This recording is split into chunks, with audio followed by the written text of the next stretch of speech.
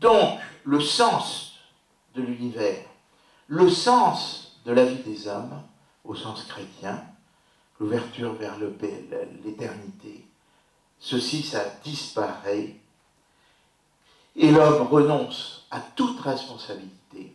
C'est l'antithèse de la pensée maurassienne qui fait de nous des héritiers d'une culture, des héritiers d'une religion, des héritiers d'une terre, des héritiers de biens familiaux.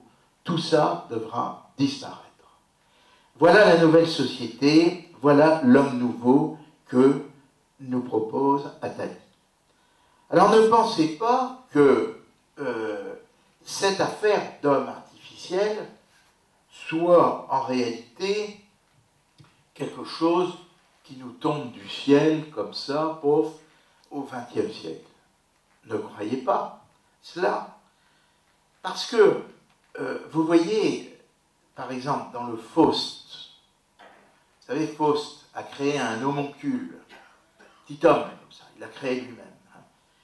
Et Méphistophélès arrive et s'effraie de ça, même lui s'effraie de ça. Il dit, mais qu'est-ce que tu as fait? Et l'autre lui répond tout simplement, l'ancien mode de procréer, nous le déclarons vaine plaisanterie. L'ancien mode de procréer, nous le déclarons vaine plaisanterie. Donc nous n'allons plus faire les hommes comme on les fait depuis le début de l'ère du monde. Et nous sommes en réalité, à l'aube du 8e jour. Le 7e jour, Dieu se repose. Et après ça, nous abordons le 8e jour. Comme dit Prévert, notre Père qui êtes aux cieux, restez-y. C'est la fin des religions et c'est la fin du christianisme. Alors, comment va procéder comment va-t-on procéder pour réaliser l'homme artificiel? Le grand mot qui va revenir dans la bouche des scientifiques, c'est la transgression. Douste Blazy est venu le dire à Marseille. Là. Il a dit ça. Il a dit la médecine n'a jamais progressé que par transgression. Alors il est évident quand les nazis faisaient des expériences en jetant dans des Polonais dans de l'eau glacée jusqu'à ce qu'ils meurent, c'était effectivement une transgression. On ne peut pas admettre que la science progresse par transgression. Alors ce brave Attali, vous voyez, voilà comment il voit les choses. Les couples, écoutez ça, ça vaut la peine. Le couple ne sera plus la principale base de vie de la sexualité. C'est-à-dire que le couple n'existera plus. C'est la destruction de la famille, que vous voyez par des choses même anodines, par exemple les histoires d'état civil, où on peut prendre le nom du père, le nom de sa mère, ou les deux, dans l'ordre que l'on veut, c'est la loi maintenant. Donc dissolution de la notion de couple. Les hommes choisiront, dans la transparence, les amours simultanés, polygames ou polyandres. Ça veut dire tout le monde se mélange. Voilà, ça veut dire ça. Ils s'intéresseront davantage à leur conquête, à leur cave de vin, là je ne dis pas. Là je suis pour. L'organisation de leur vie érotique et de leur suicide. Et ils ne s'intéresseront plus à l'avenir de leur progéniture.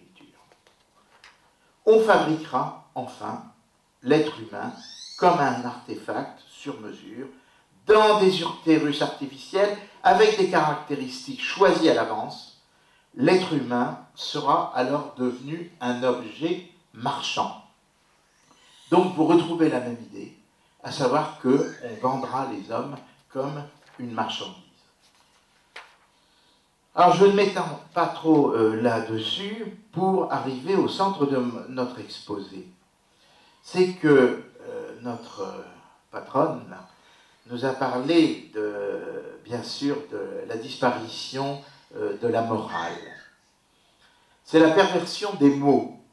Alors le moralement correct, c'est tout, c'est pour ça que nous avons sous-titré notre livre « Essai sur le moralement correct », car et tout ce qui est moral est à réprimer, mais par contre, tout ce qui est éthique est à encourager.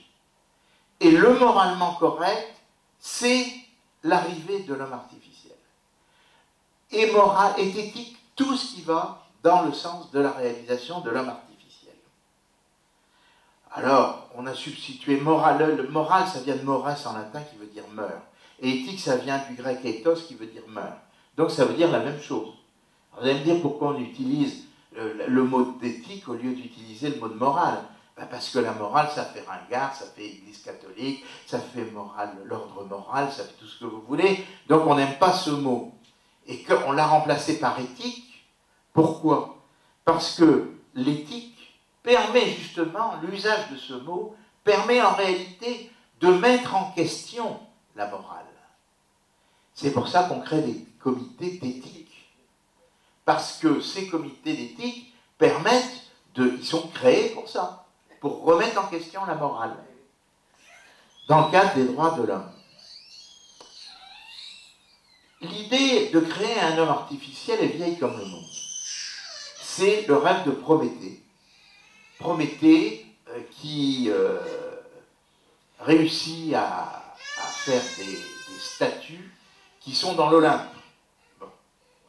Mais alors dans l'Olympe, Jupiter n'est pas très content, il dit de quoi je me mêle.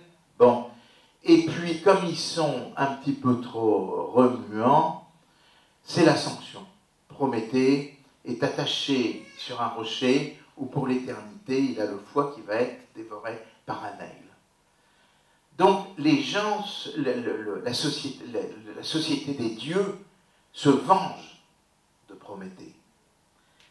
Mais par contre, il y a un personnage qui est absolument pas connu chez nous de l'Antiquité, c'est le personnage de Dédale.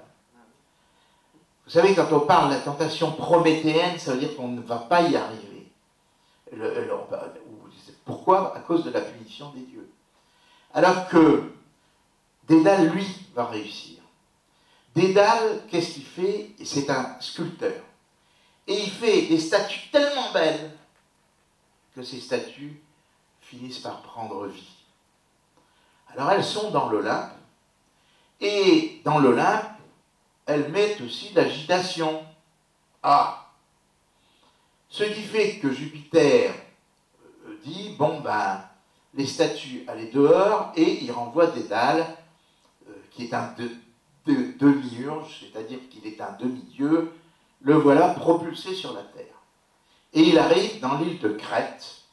Et dans l'île de Crète, eh bien, c'est un savant en même temps, il sait faire un tas de choses, il tombe sur la reine Pasiphae. Alors écoutez bien cette histoire parce qu'elle correspond tout à fait à ce qui est en train de se passer dans notre monde actuel. Tout à fait. Tout à fait. Donc, Pasiphae, en réalité, a des désirs sexuels absolument inextinguibles. Et elle est amoureuse d'un taureau de couleur blanche, mais elle n'y arrive pas. Alors Dédale lui dit, ben, je vais vous bricoler un truc, et il lui bricole une espèce de vagin artificiel qui va permettre à Dédale, à Pasiphae, d'avoir des rapports sexuels avec ce taureau blanc dont elle est amoureuse. Et ces relations sexuelles la satisfait qualitativement et quantitativement. Mais de ces amours monstrueuses va naître le Minotaure, qui est un mélange d'homme et de taureau, qui ravage la contrée.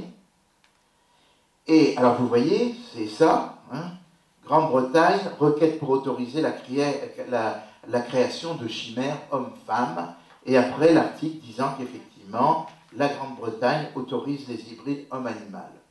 Ce sont les minotaures. Alors le minotaure fait des ravages, il mange les gens, et le roi Minos de Crète est furieux, et dit à Dédale, eh bien écoute, il faut m'en débarrasser.